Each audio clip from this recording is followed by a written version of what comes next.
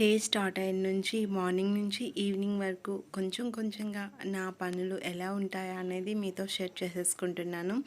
Welcome back to our channel Padma Venky daily blogs. అందరూ బాగున్నారా? అందరూ బాగుండాలని దేవుడికి మనస్ఫూర్తిగా కోరుకుంటున్నాను.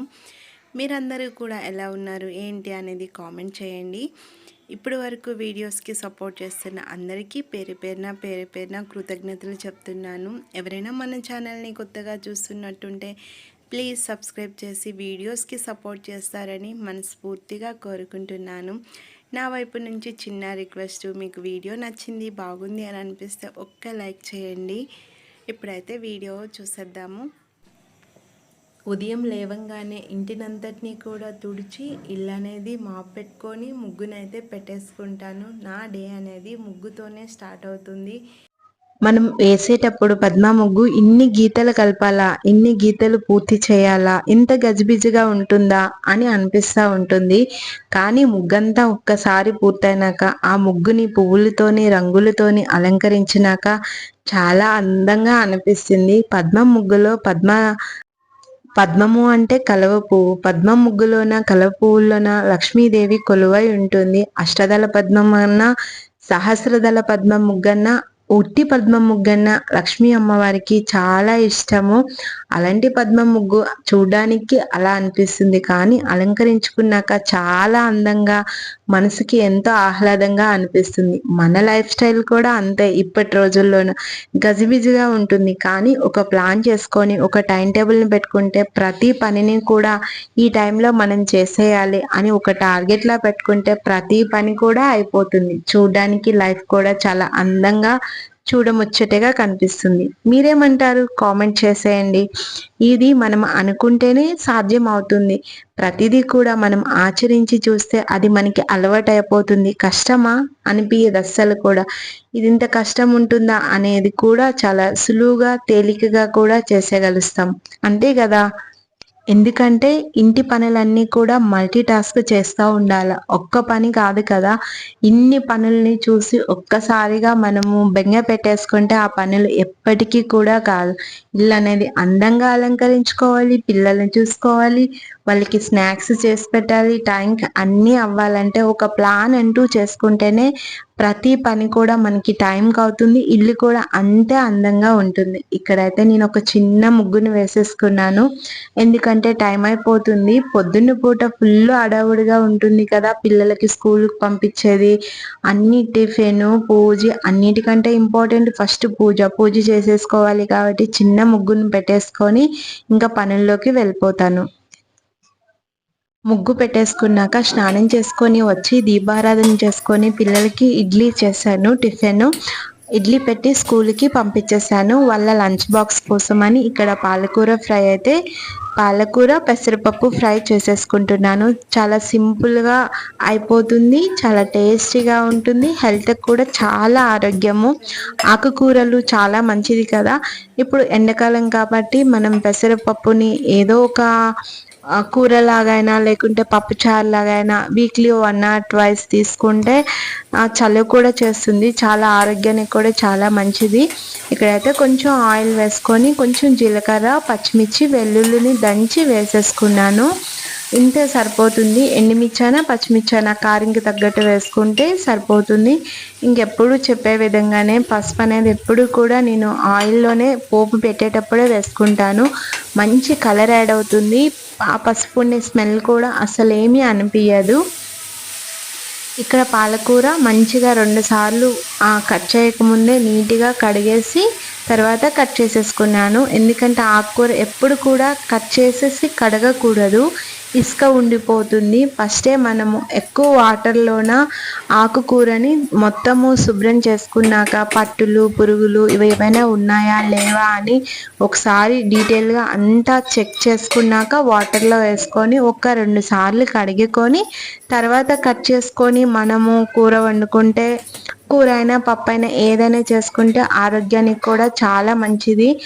ఆకుకూరల్లో ఎన్నో పురుగులు ఉంటాయి కదా, అవి హెల్త్ పాడవుతాయి. అందుకోసమని చాలా జాగ్రత్తగా ఆకుకూర తెచ్చి వండుకునేటప్పుడు వండేసుకోవాలి. ఇక్కడైతే ఫ్రై అయిపోతూ ఉంది. ఇంకక్కడ నేను తుడుచుకుంటున్నాను. నాకు ఎప్పుడు ఉండే అలవాటు, ఏదో కొంచెం చిన్నగా ఏదైనా పడినా వెంట క్లీన్ చేసేసుకుంటాను. ఇంకా ఎండాకాలం కదా, మనకి సమ్మర్ స్టార్ట్ అయిపోయింది కాబట్టి పిల్లల కోసమని కొంచెం మజ్జిగ చేస్తున్నాను. కొంచెం రైస్ పెట్టి కొంచెం మజ్జిగ పెడితే వాళ్ళు తాగేస్తే కడుపు కూడా కొంచెం చల్లగా ఉంటుంది. ఎండ దెబ్బ తినకుండా కూడా ఉంటారు. మళ్ళీ పెరుగులో బ్యాక్టీరియా ఉంటుంది కదా, ఈ సమ్మర్లోన ఆ బ్యాక్టీరియా చాలా వరకు పిల్లలకి బాగా ఉపయోగపడుతుంది. సెలవు కూడా చేస్తుంది, చాలా మంచిది. పెరుగైతే ఎప్పుడు కూడా పాలని తోడు పెట్టేసుకుంటాను ఇంట్లోనే. ఆ తోడు పెట్టిన పెరుగుని ఇలా మజ్జిగ చేసి మేము పిల్లలకి అందరికీ కూడా వాడుకుంటాము. మన ఇంట్లో ప్రతినిత్యము కూడా పెరుగు తోడు వేసుకొని కొంచెం ఉంచుకుంటే చాలా మంచిది. ఈరోజు రేపు హెల్త్ బాగుండాలని ఎంత హెల్తీగా తిన్నా కూడా ఆరోగ్య సమస్యలు అలాగే వస్తున్నాయి. అందుకోసం టైం కేటాయించి మన కోసం మనము ఒక మంచి ఫుడ్ని అయితే తీసుకోవడానికి, ఒక్క కూర అయినా సరే అది మంచిగా హెల్తీది అయ్యేటట్టు చూసుకుంటే చాలా ఆరోగ్యానికి చాలా మంచిది.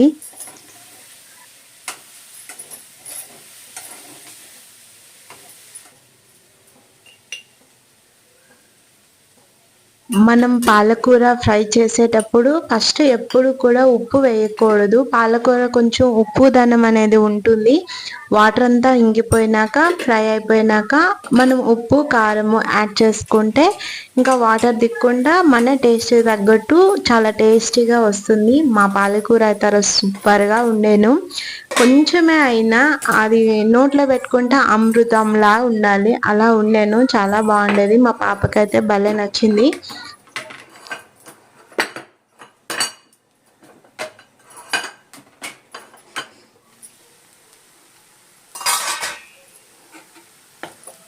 సిటీలో ఆకుకూర కొని మనం కూర చేసుకోవాలంటే 20 రూపాయలు కాదు 50 రూపాయలు పెట్టినా నలుగురికి రాదు. ఇద్దరు పిల్లలకి మాత్రమే వస్తుంది దగ్గరగా చేసుకుంటే. అదే పప్పులో వేసుకుంటే కొంచెం బాగానే అనిపిస్తుంది. మా నాన్నగారు అయితే వ్యవసాయం చేస్తారు కదా, కూరగాయలు కూడా ఆకుకూరలు కూడా పక్కన వేసుకుంటారు. పల్లెటూరులో అందరూ కూడా అలానే వేసుకుంటారు.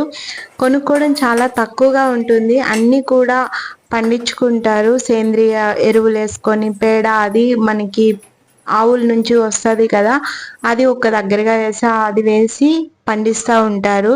చాలా ఆరోగ్యానికి మంచిది. మా నాన్న ఎప్పుడు చెప్తా ఉంటారు, అమ్మ ఈ కూరగాయలు వచ్చినాయి, ఆ కూరగాయలు వచ్చినాయి, నువ్వు గుర్తొస్తా ఉన్నావు, మా పిల్లలు నువ్వు మా అల్లుడు అందరూ తినందరు కదా అని అంటూనే ఉంటారు ప్రతిరోజు కూడా. అలా అనేప్పుడల్లా అనిపిస్తుంది, ఇంత తక్కువ కూర మనం ఇచ్చేసుకుంటున్నా, అన్ని కూరగాయలు పండుతాయి, దగ్గరుంటే బాగుంటుండే కదా అని అనిపిస్తూ ఉంటుంది. కానీ అది ఎప్పటికీ కూడా సాధ్యం కాదు కదా, ఇంకేం చేస్తాం, తప్పదు. ఇంకా ఇక్కడైతే మళ్ళీ ఎగ్ రైస్ చేస్తున్నాను. మా చిన్నోడికి అస్సలు పాలకూర అంటే ఇష్టం ఉండదు.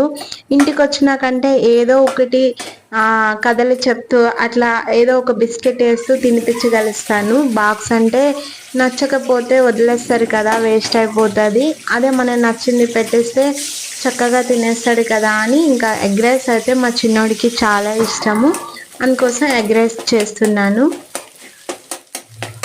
చాలా సింపుల్గా అయిపోతుంది. 2 మినిట్స్ మ్యాగీ లాగా ఒక 2 మినిట్స్ ఎగ్ రైస్ ఏమీ వేయకుండా ఇట్లా జస్ట్ ఉప్పు కారం వేసి చేస్తే మా చిన్నోడికి చాలా ఇష్టంగా తింటాడు. ఇంకా ఎగ్ రైస్ అయితే చేసేసుకున్నాను. నాకు కూడా చాలా ఇష్టము కూరగాయలు ఇక్కడ కుండీల్లో వేసుకోవాలని, అవన్నీ ప్రయత్నాలు కూడా చేసేసాను.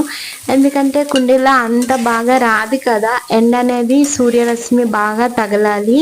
తగిలేటప్పుడే మనం ఏ కూరగాయలు ఉడిచినా కూడా అవి మంచిగా అనేది పెరుగుతాయి. లేదంటే వాడిపోయినట్టు అలాగా అయ్యి ఇంకా నిద్రపోయి చనిపోతాయి. కనుక అలాంటి ప్రయత్నాలన్నీ కూడా చేసి ఇంకా విడిచిపెట్టేశాను. కానీ మా నాన్న అయితే ఆ పక్కనే వేస్తారు. ఇప్పుడు టమాటాలు కూడా వేశారు, టమాటా కాయలు వచ్చాయి. వీలుంటే వీడియో తీసి పెట్టమంటాను. మంచి నేచరు ఇచ్చేది కదా, ఎటువంటి మందులు లేకుండా సేంద్రియ ఎరువులతోని చక్కగా మంచిగా అయితే పండుతాయి. చాలా బాగుంటది. ఇక్కడైతే మా పిల్లలు స్కూల్ నుంచి వచ్చేసారు. మమ్మీ ఏదైనా స్నాక్స్ చెయ్యు అంటే ఇంకా ఇంట్లో చూస్తే ఓన్లీ పాప్కార్న్ గింజలే ఉండేను. ఇంకా పాప్కార్న్ చేస్తూ ఉన్నాను. ఏదో ఒకటి స్నాక్ అయితే ఇంట్లోనే మనం తయారు చేసుకుంటే పిల్లలకి హెల్దీ. ఎప్పుడైనా ఒకసారి బయటది కొనేసి ఇస్తే ఓకే. మా పిల్లలైతే వచ్చేసరికి 4 అయిపోతుంది. ఒకరు వచ్చేసరికి, మా పాప వచ్చేసరికి 5 అయిపోతుంది. ఇంకా ఆ టైంలో ఇంకా స్నాక్స్ అన్నం అంటే తినలేరు కదా. స్నాక్స్ తింటే అన్నాన్ని స్కిప్ చేయాలి, అన్నం తింటే స్నాక్స్ని స్కిప్ చేస్తూ ఉండాలి. ఇంకా ఆ రోజు అన్నం అయితే తినకుండా మమ్మీ స్నాక్స్ చేయవా, పాప్కార్న్ చేయవా అని అడిగారని ఇక్కడ పాప్కార్న్ అయితే ప్రిపేర్ చేస్తూ ఉన్నాను. మనం పాప్కార్న్ చాలా ఈజీగా ప్రిపేర్ చేసుకోవచ్చు. కొన్ని మొక్కజొన్న గింజల్ని తెచ్చి స్టోర్ చేసుకున్నామంటే ఎప్పుడు కావాలంటే అప్పుడు చేసేసుకోవచ్చు. అదే బయటది పాప్కార్న్ తింటే అందులో అన్నీ కూడా కలుపుతారు, ఆయిల్ కూడా అలా ఎక్కువ టైం ఉంటుంది కదా. అలా కాకుండా మన ఇంట్లోనే ఇట్లా కొంచెం ఆయిల్ వేసి కొంచెం ఉప్పు, పసుపు, కారం కూడా ఇక్కడే యాడ్ చేసుకోవాలంటే యాడ్ చేసేసుకోవచ్చు. నేనైతే కారం యాడ్ చేయలేదు, ఓన్లీ ఉప్పు, పసుపు యాడ్ చేశాను. అందులో గింజల్ని వేసుకొని హై ఫ్లేమ్లో ఉంచి కుక్కర్లో పెట్టుకుంటే అయిపోతుంది. కుక్కర్ మూత మనం ఉల్టా పెట్టుకుంటే మనకి పాప్కార్న్ చూడండి ఎట్లా వస్తుంది. వితిన్ 5 minutesలో పాప్కార్న్ అయితే రెడీ అయిపోతుంది.